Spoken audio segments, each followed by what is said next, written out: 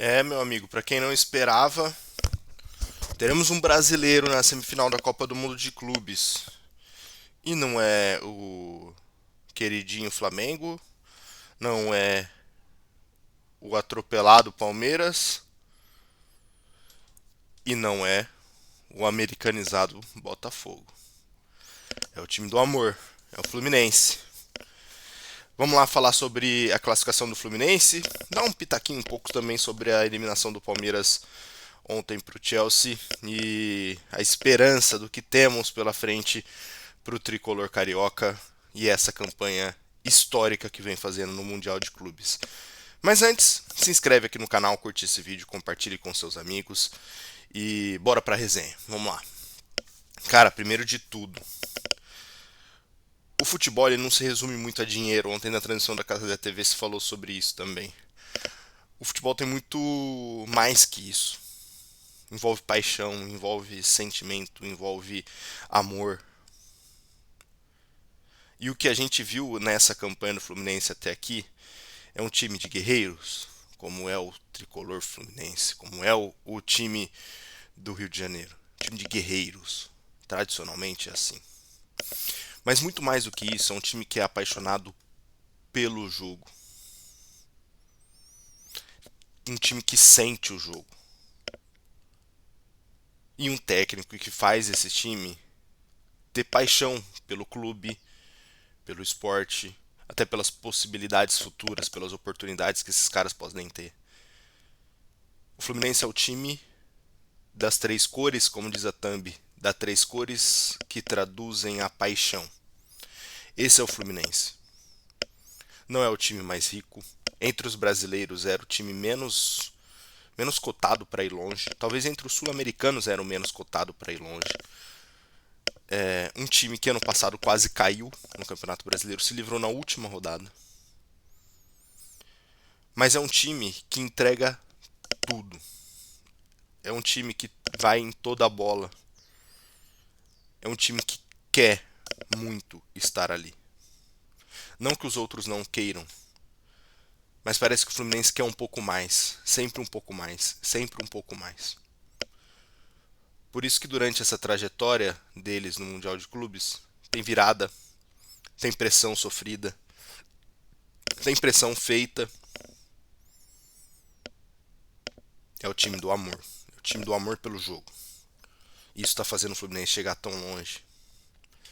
Mais do que isso, durante esse Mundial de Clubes eu já falei, né, que eu dei o meu braço a torcer e admito, o Renato Gaúcho é um monstro. Ele é muito bom treinador. Eu não tinha tido ainda esse recorte do quão bom é o Renato, porque assim, sempre achei ele com ideias de futebol básicas e tal. As falas dele tiravam muito assim, pra nada quem gosta de estudar futebol. E caiu uma ficha pra mim que, cara, é só um personagem. Que ele entende muito. Que ele tem controle do grupo. Até pra aceitar sugestões. E, tipo, um cara que se mostra com um ego gigantesco. Num jogo difícil, ele ouve o seu capitão. Ó, oh, Renato, muda aqui, aqui, aqui. Tá bom, é isso. Vamos mudar. Que coisa mais foda do que isso? Alguém que aceita uma sugestão, alguém que põe o ego de lado. Isso é absurdo, cara. Isso é absurdo. Sem contar questões táticas.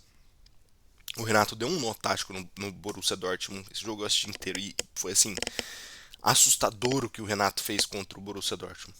O Dortmund não conseguia jogar. Contra a Inter nem se fala. O gol cedo ajuda? Ajuda.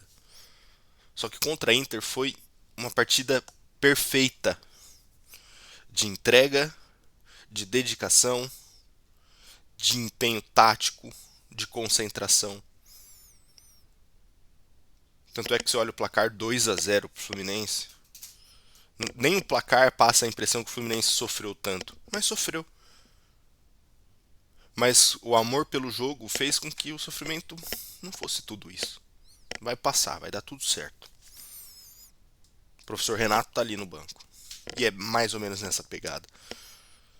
E ontem contra o Al Hilal, que fez uma ótima campanha também, que tem muitos bons jogadores, que é o maior orçamento fora da Europa, que é um projeto de país. O Fluminense foi lá com a mesma entrega que teve contra a Inter, contra o Dortmund, com a mesma concentração do campeonato todo, com a mesma vontade do campeonato todo. E por que não com a mesma qualidade do campeonato todo? O Fluminense conseguiu ter o 2-1, controlar o jogo a partir da sua defesa, sofreu pressão porque é normal sofrer. Em um jogo de mata, não tem como você não ser pressionado. O Chelsea ontem foi pressionado contra o Palmeiras e o Chelsea foi muito melhor do que o Palmeiras no jogo inteiro. O Fluminense foi melhor do que a Inter, o Fluminense foi melhor do que o Al Hilal e mereceu estar aí. Agora, o que a gente pega de exemplo? Uma entrevista do Thiago Silva no pós-jogo. Um cara emocionado sobre a trajetória dele desde que ele voltou. Alguém que quis estar no Fluminense. Que poderia estar ainda na Europa ou ganhando rios de dinheiro na Arábia. E mais do que isso, o que o Thiago Silva entrega? O que o Thiago Silva entrega? Liderança, capacidade técnica, posicionamento, imposição física aos 40 anos. É assustador o que esse cara ainda entrega. E dizer que tem gente que corneta ele porque ele chorou. Desculpa, meu amigo, se você não chora, acho que sua alma já se foi já, de verdade. Porque chorar é uma das coisas mais normais do ser humano. Não chora só quem acha que chorar é coisinha de falas homofóbicas pra quem chora. Bizarro. Pra mim, o Thiago Silva, eu vou fazer um vídeo sobre isso, mas o Thiago Silva pra mim é o maior zagueiro da história do futebol brasileiro. Eu vou trazer argumentos disso, mas eu vou esperar o Mundial acabar e aí eu entro nesse tema. Enfim, o Palmeiras foi eliminado ontem pelo Chelsea, em um jogo em que o Chelsea atropelou nos primeiros 15 minutos, o Palmeiras completamente perdido. O primeiro tempo poderia ser até mais do que só 1-0. Poderia. E aí o Abel, no intervalo, ele consegue fazer com que a defesa do Palmeiras se aproximasse mais do meio-campo, encurtou os espaços do Chelsea, e a partir do momento em que o Palmeiras ocupa esse espaço entre linha que o Palmer, que o Delap estava jogando, e empurra o Chelsea um pouco para trás, o Palmeiras começa a pressionar, começa a ser melhor segundo tempo. Os primeiros 20 minutos do Palmeiras no segundo tempo é assim, prime do prime do prime. Jogou muito, muito, muito, muito. Tanto é que consegue um empate. E aí, numa bola infeliz do Everton, o Palmeiras tem azar com o goleiro, né? Em Mundial de Clubes. O Marcos falhou contra o Manchester em 99, o Everton falhou em um jogo em que o Palmeiras, se continuasse, ele estava numa trocação franca ali com o Chelsea. Talvez faria o 2-1.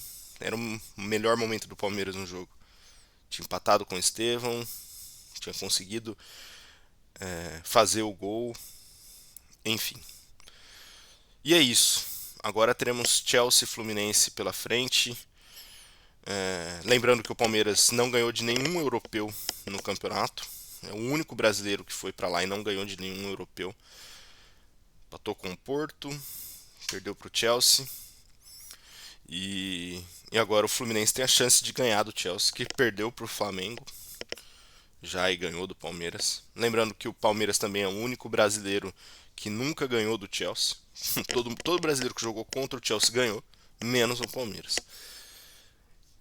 E o que esperar desse jogo?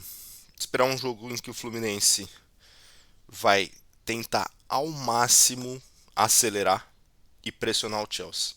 Não acho que o Fluminense vai ficar atrás como ficou contra a Inter em boa parte do jogo, buscando esse contra-ataque. Não acho. Se deu provas de que se pressionar o Chelsea, eles se perdem. E vai ser muito legal de ver. Renato Gaúcho contra Maresca. E o Renato Gaúcho, pra mim, o mais louco, né? Falei bastante do Fluminense, mas pra mim o Renato Gaúcho é o melhor treinador desse Mundial de Clubes. O Arias o melhor jogador. o Thiago Silva o melhor zagueiro e o Fábio o melhor goleiro. Pra vocês terem ideia do que tá sendo esse recorte de 30 dias, 20 dias, esse Mundial de Clubes. Assustador, porque o Fluminense tá fazendo. Fechou? Abraço, gente.